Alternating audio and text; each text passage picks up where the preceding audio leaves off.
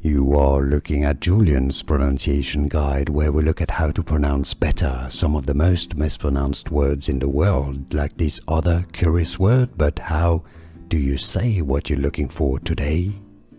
Let's learn once and for all how to pronounce this word correctly in English. If you want to learn more vocabulary that is confusing, stay tuned. I've got many more videos for you. Biopsy, British English and American pronunciations are similar. Let's break them down. Biopsy. The stress is on the first syllable, so make sure you insist on this part, on the bi syllable.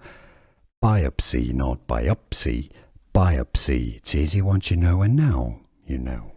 Here are more videos on how to pronounce more confusing words and names too many mispronounced. Like this video if you found it useful. I appreciate your support. I'll see you soon and thanks for watching.